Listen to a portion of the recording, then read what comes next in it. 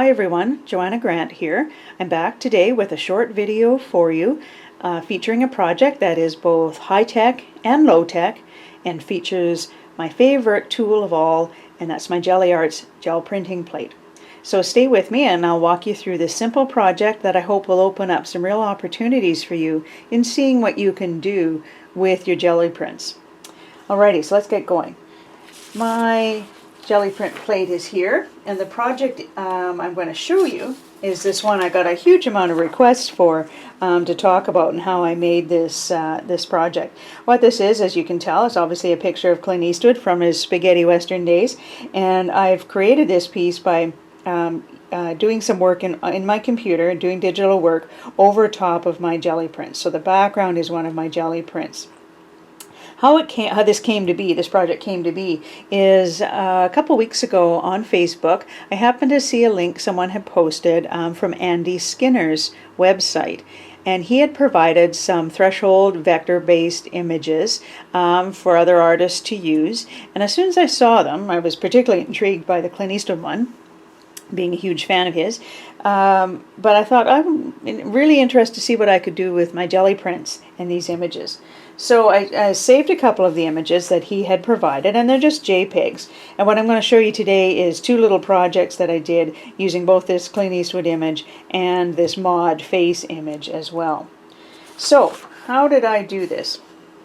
Well, first of all, let's backtrack a little bit and just talk about your Gelli prints. If you're like me and you love your Gelli Arts gel printing plate, you are making prints like mental, and you've got all kinds of these things sitting around, and you're wondering, what on earth could I possibly do with all of them?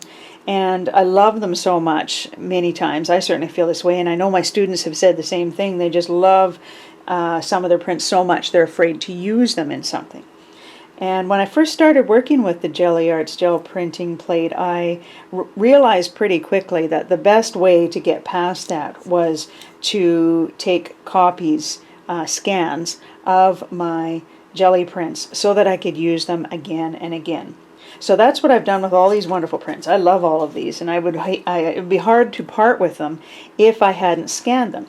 So all I've done is, with each of these happen to have been done on cardstock, so they're pretty sturdy. I just took them to my scanner, put them face down on the scanner bed, scanned them into JPEG images, simple JPEG images.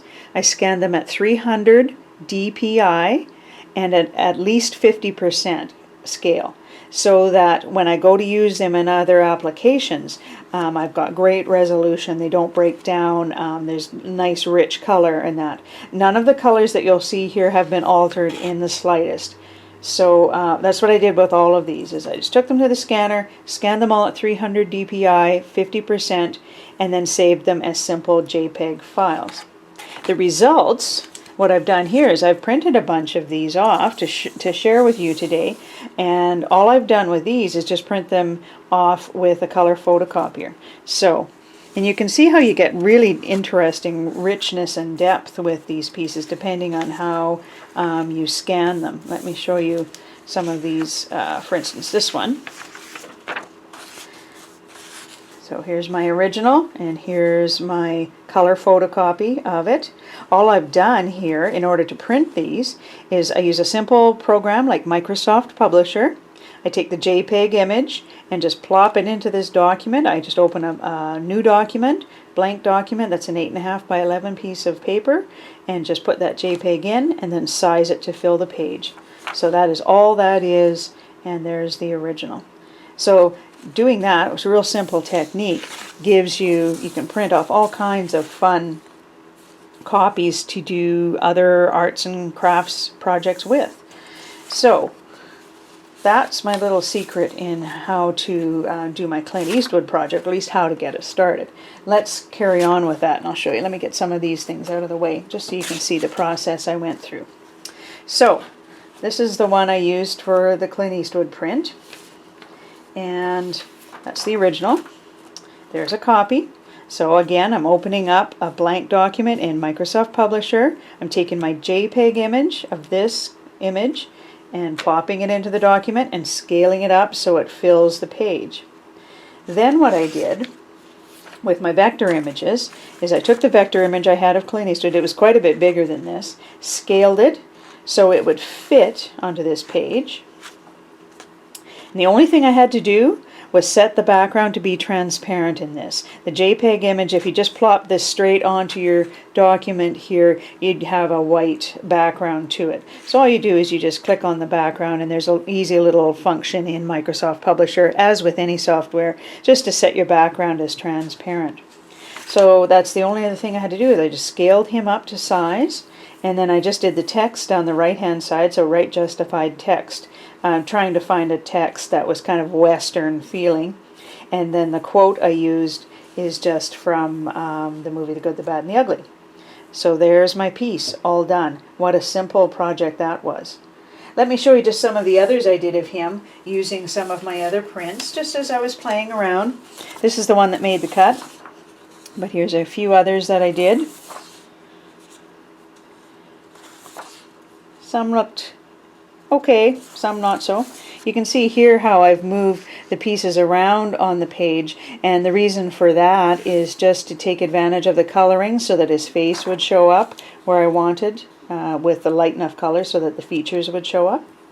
It was really funny actually doing this piece because when I first designed it using this as the background, this was the very last piece I thought would work with this particular image, because being Clint, of course, I didn't think hot pink and neon orange and yellow would exactly work with him. But as it turns out, it is, I think, the best background for this piece of art. Anyway, so that's that one. Let me just talk to you briefly, too, about this other one I did, which was this mod face, again, from the Andy Skinner site. I picked that up. So, you just have to set the transparency in the background of the image when you go to lay it on top of your page in Publisher.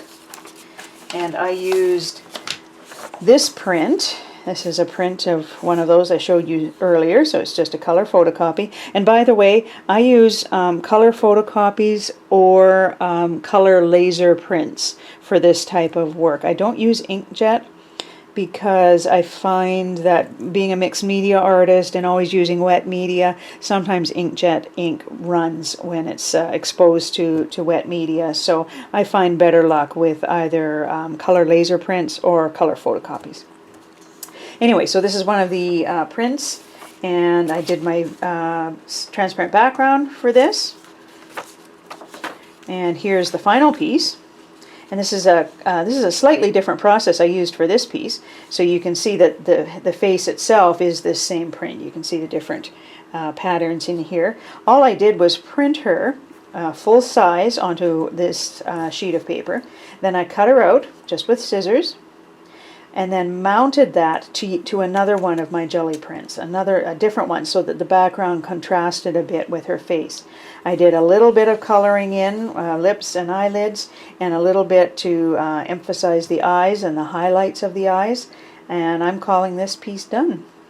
So I'm really pleased with how that one turned out too. I think it's quite effective and quite striking with the Gelli print in the background. Anyway, that's it, my friends. I hope you enjoyed seeing this project with my Gelli print high and low tech project.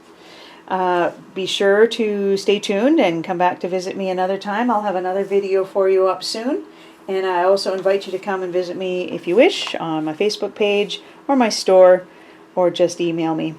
Great to have you with me today. Thanks so much for being here, and we'll see you again soon. Bye for now.